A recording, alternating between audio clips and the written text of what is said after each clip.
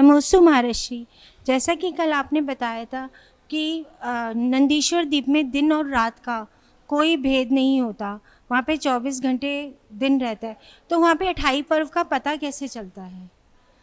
मेरी शंका का समाधान कीजिए। नंदीश्वर द्वीप, जहाँ पर दिन रात का कोई भेद नहीं होता है। देखो, जितने भी अकृत्रिम चित्तालय हैं उन सब में ही दिन रात का भेद नहीं होता है। मणि रत्नों का प्रकाश जो है वहाँ पर सदा ही प्रकाशमय रहता है। क्या रहता है? पूर्ण प्रकाशमय रहता है। जो जंगल हैं, वन हैं, वहाँ पर प्रकाश भी हो सकता है, अंधेरा भी हो सकता है। जहाँ सूर्य का प्रकाश पड़ रहा है वहाँ प्रकाश है, जहाँ छाया पड़ रही है वहाँ पर अंधेरा भी है। मंदिर के बाहर, नंदीश्वर द्वीप के बाहर जितने मंदिर बने हैं, जो स्थान है, जंगल है, बावड़ी, हो सकता वहाँ अंधेरा भी हो। लेकिन जिनालय के अंदर, जिन मंदिर के अंदर अंधेरा नहीं होता है, सदा प्रकाशमय ही वह स्थान होता है।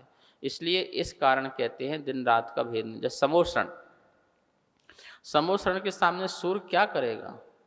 ऐसे ऐसे वहाँ पर कुबेर मणियाँ लगाता है, पद्मराग मणि, सूर्यकांत मणि, चंद्रकांत मणि, ये सब मणियाँ इतनी बढ़िया बढ़िया मणियाँ लगी रहती हैं। उनका इतना दिव्य प्रकाश होता है कि उन्हें कोई किसी प्रकार का अंधेरा महसूस। तो जैसे समोसरण में दिन रात का भेद नहीं है, ऐसे ही आकृत्रिम चित्तालयों में भी दिन रात का भेद नहीं है। ठीक है ना?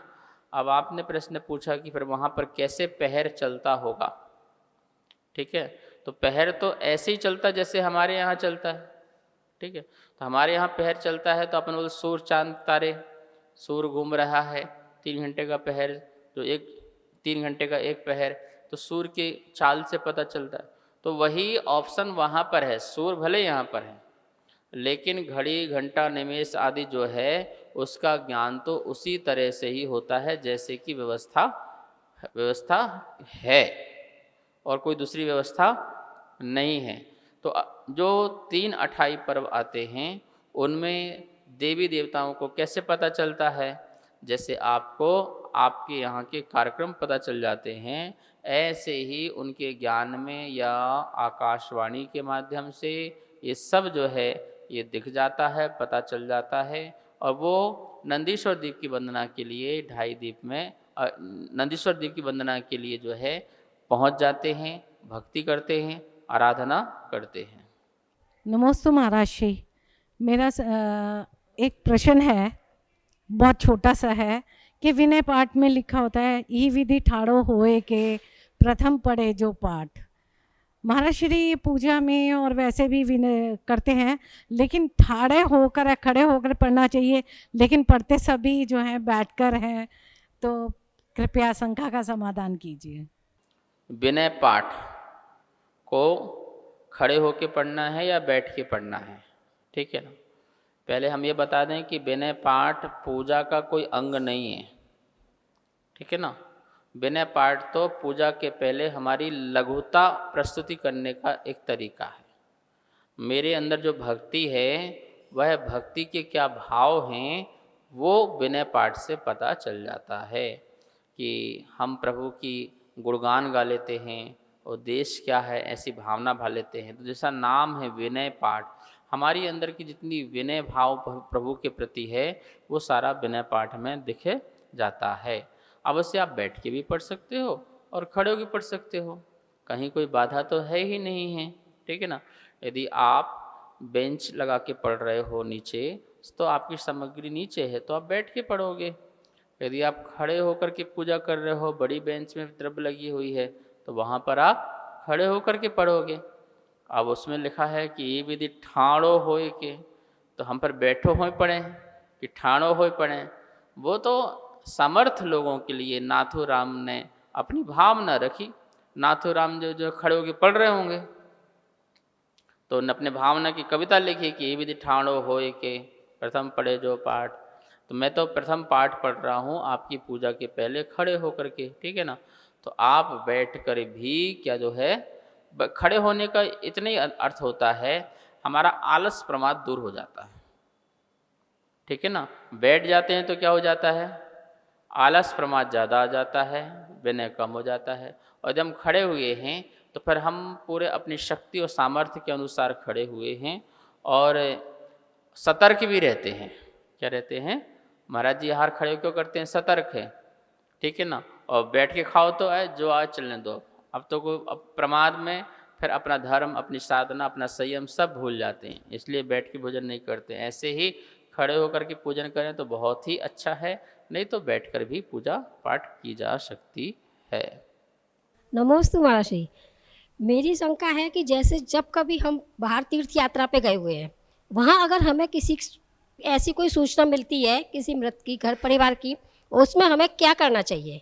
हमें मंदिर में रहना चाहिए, कुछ कर सकते हैं मंदिर में या नहीं?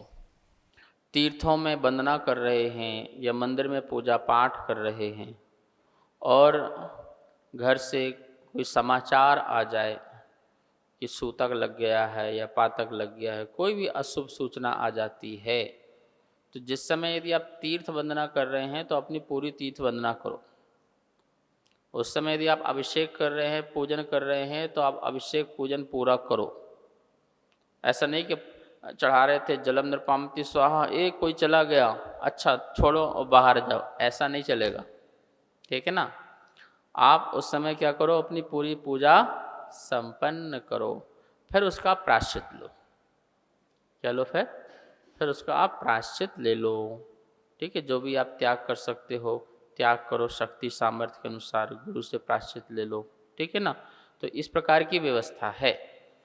कोई भी चीज़ हो जाए और आप धर्म क्रिया कर रहे हो और कोई शुभ अशुभ सूचना जो भी मिले, उस समय आपको वह क्रिया नहीं छोड़नी है। पूजा संबंधी आहार दे रहे हो महाराज जी को और कोई आके आपको पता चल जाए, कान में बता दे ऐसा ऐसा हो गया है, तो फिर आप क्या करोगे? तो आप यहीं खड़े रहो या दे लो, कुछ भी करो, लेकिन भाग जाओ ऐसी कोई ज़रूरी नहीं है। उससे और भी गलत हो सकता है, आप भागने लग जाओ, महाराज क्या हो गया अचानक, महाराज के मन में शंका आ जाए, महाराज भी आहार छोड़ दें कि क्या हो, कुछ तो बात हो गया, कुछ तो दुखी है तभी तो भागा। महाराज की शंका आ गया कि दुखी है, मैं आहार कर रहा हूँ, तो क्या हो जाएगा, तुरंत महाराज जी भी बैठ जाएंगे। इसलिए उस काल में, तीर्थ वंदना काल में, पूजन काल में, जो भी आप शुभ कार्य कर रहे हो, पुण्य कार्य कर रहे हो, और उस समय अशुभ समाचार, सूतक या पातक के कोई भी समाचार आते हैं, तो आप उस समय उस क्रिया को छोड़ेंगे नहीं, पूरी करने के बाद ही उसे, आप विसर्जन करने के बाद ही उसे फिर छोड़ सकते हैं। और बाद में क्या ले लो, फिर इसका प्रायश्चित ले लो, माला कर लो, जाप कर लो, ठीक है ना, कुछ चीज़ का त्याग कर लो, बस यही तो होता है, इसके अलावा और क्या होगा। तो ये व्यवस्थाएं कही गई हैं, यही गुरु परंपरा में हमको सुनने को प्राप्त हुई है, यही हमने आपका समाधान किया है। इस कार्यक्रम के पुण्यार्जक थे